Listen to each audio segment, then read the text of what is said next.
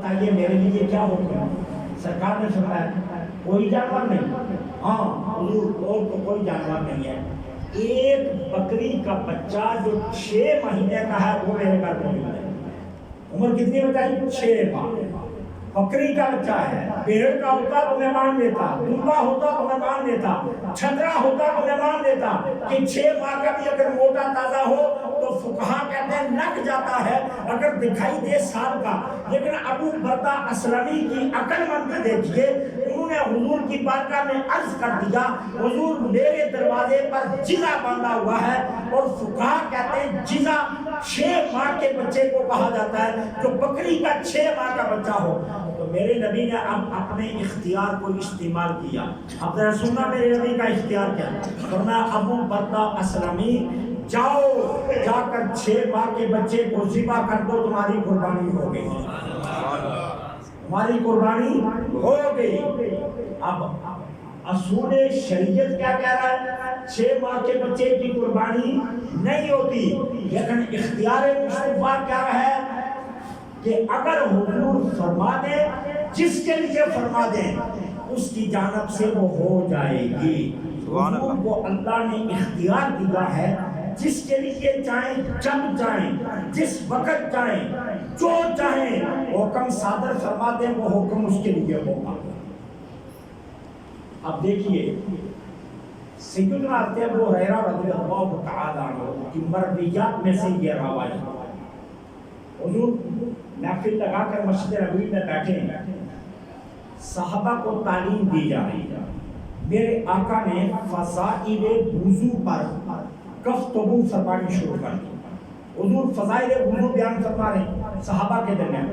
فرمایا میرے صحابہ میدان معاشر میں میرے امتی یوں پہچانے جائیں گے جو ان کے اعضائے وضو چمک رہے ہوں گے.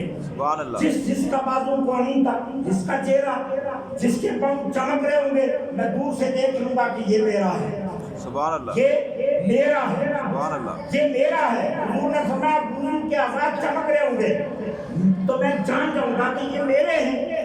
حضرت ابو ہریرہ مچل گئے, یہ سن کر طبیعت میں نازا آ گیا. ابو ہریرہ اٹھے, کھڑے ہو گئے. حضور بندہ عاجز کی ایک درخواست ہے. اچھا بتاؤ, بندہ نواز, وہاں تو لاکھوں کی تعداد میں ایسے لوگ کھڑے ہوں گے جن کے اعضاء چمک رہے ہوں گے, آپ ابو ہریرہ کو درمیان سے کیسے نکالیں گے؟ سبحان اللہ, کہ یہ ابو ہریرہ ہے. سبحان اللہ, یہ پہچان کیسے ہوگی کہ یہ ابو ہریرہ ہے؟ حضور میں چاہتا ہوں کہ میں تن تنہا پہ چھڑا جاؤں. حضور آپ تو سارے آپ کے امتیوں کے اعضاء چمک رہے ہوں گے, جو نمازی ہیں ان کے اعضاء چمک رہے ہوں گے, سب کے برابر چمک رہے ہیں. ابو ہریرہ اکیلا کیسے پہچانا جائے گا؟ میرے آقا نے ابو ہریرہ کے ناز کو دیکھا. فرمایا ابو ہریرہ تم یوں کر لیا کرو, تم وضو میں اپنا بازو کندھے تک دھویا کرو. سبحان اللہ, جس کا بازو کاندھے تک چمک رہا ہوگا نا, میں جان جاؤں گا یہ ابو ہریرہ ہے. سبحان اللہ, یہ ابو ہریرہ. اب اس کا مطلب یہ نہیں ہے کہ ابو ہریرہ کا عقیدہ یہ تھا کہ حضور کو قیامت کے دن شناخت نہیں ہوگی.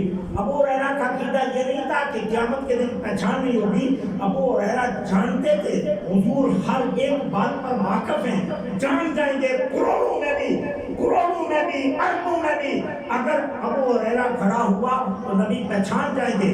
لیکن ابو ہریرہ کا اپنا ایک عقیدہ بھی تھا, وہ بات تھی اصول کی. یہ ہے ابو ہریرہ کا عقیدہ. حضور میں چاہتا ہوں کہ 80 صفیں میدان معاشر میں آپ کے امتیوں کی ہوں گی. 80 صفوں میں جب حضور گھومیں گے پھر جا کر ابو ہریرہ نکالا جائے گا. میں چاہتا ہوں میدان معاشر میں آپ آئیں, میں پہنچوں, آتے ہی آپ پہچان لیں گے ابو ہریرہ. سبحان اللہ, میں یہ چاہتا ہوں. تو میرے نبی نے فرمایا تم یوں کرو, وضو میں اپنا بازو کاندھے تک دھویا کرو. اب اللہ کا قرآن کیا کہتا ہے؟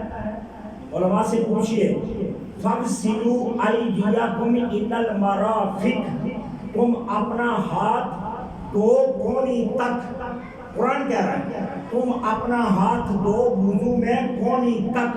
یہ اللہ کا قرآن کہہ رہا ہے, میں نہیں کہہ رہا. علی اسلام کہہ رہا ہے, علی قرآن کہہ رہا ہے. رب نے کہا یہاں تک دو، سرکار ابو ہریرہ کو کہتے ہیں یہاں تک دو۔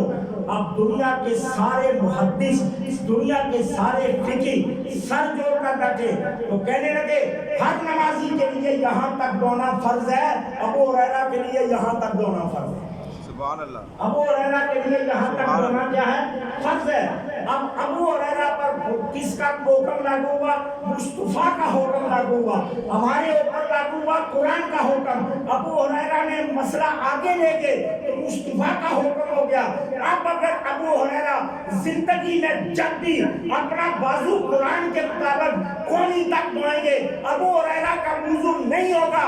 ابو ہریرہ کا وضو تب ہوگا جب اپنا بازو کندھے تک دھوئیں گے۔ سبحان اللہ۔ اور اگر کونی تک دھو کر نماز پڑھی تو ابو ہریرہ کی نماز نہیں ہوگی، میری آپ کی ہو جائے گی۔ ابو ہریرہ کو اپنا بازو کندھے تک دھونا پڑے گا۔ سبحان اللہ۔ یہ ہے اختیار مصطفیٰ۔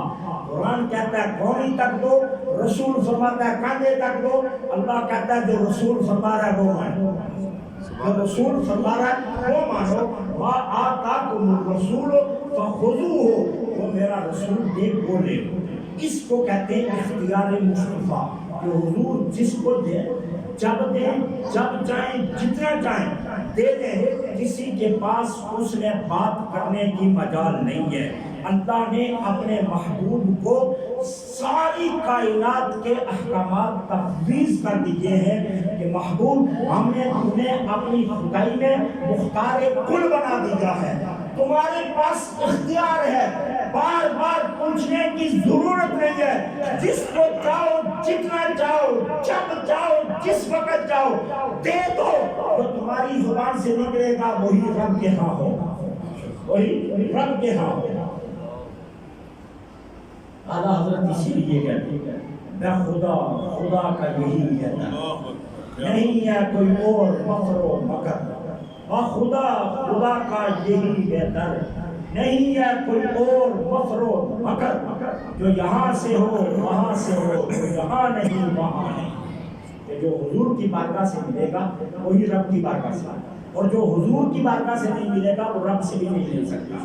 اگر آپ کہتے ہو حضور کو چھوڑ کر ہم رب سے کچھ لے لیں گے، رب کہتا نہیں، تیرے مصطفیٰ پر آ جاؤ، جو وہاں سے مانگو گے وہ میں دے دوں گا، اور جو وہاں سے نہیں مانگو گے وہ میرے ہاں نہیں ملے گا۔ تم ساری عمر رب سے مانگتے رہو، درمیان میں مصطفیٰ کا وسیلہ نہ لاؤ، میں کچھ نہیں دوں گا۔ تم ایک بار مصطفیٰ کا وسیلہ لے آؤ، جو پچھلا مانگا ہوگا وہ بھی دے دوں گا۔ سبحان اللہ۔ اللہ نے اپنے محبوب کو اختیارات تفویض فرمائے ہیں۔ حضور کو اللہ نے مختار کل بنا کر اس کائنات میں بھیجا ہے کہ خدا کی خدائی میں آپ کو یہ اختیار ہے، جس کے لیے چاہیں جو فیصلہ آپ فرما دیں، اللہ کا فیصلہ وہی ہے جو آپ کی زبان سے نکلے گا۔ تو اس لیے ہمارا عقیدہ یہ ہے کہ اللہ نے حضور کو احکامات تفویض فرمائے ہیں، بار بار پوچھنے کی ضرورت نہیں ہے۔ حضور جو فیصلہ فرماتے ہیں وہی رب کی بارگاہ سے فیصلہ ہے۔ یہ ہے ہمارا اختیارات مصطفیٰ میں عقیدہ کہ اللہ کے احکامات تفویض فرمانے سے حضور مختار کل ہیں، حضور مختار کل ہیں، اور جس چیز میں چاہیں حضور اپنے اختیارات استعمال کریں، وہ دنیا کی ہو یا آخرت کی ہو، وہ اس جہاں کی ہو یا آسمان کی ہو، وہ زمین کی ہو یا جنت کی ہو، حضور کو اختیار ہے۔ چاہیں تو علی کے لیے سورج اٹھا لیں، چاہیں تو ابو جہل کے مطالبے پر چاند کو 2 ٹکڑے کر دیں، چاہیں تو ابو جہل کے ہاتھ میں کنکریوں کو کلمہ پڑھا دیں، چاہیں تو مکے کے پتھر ارے حضور کا کلمہ پڑھیں، چاہیں تو حضور پرندوں سے باتیں کروا دیں، اور چاہیں تو ربیہ کو حضور جنت کا مالک بنا دیں۔ اللہ نے اپنے محبوب کو اختیارات تفویض فرمائے ہیں۔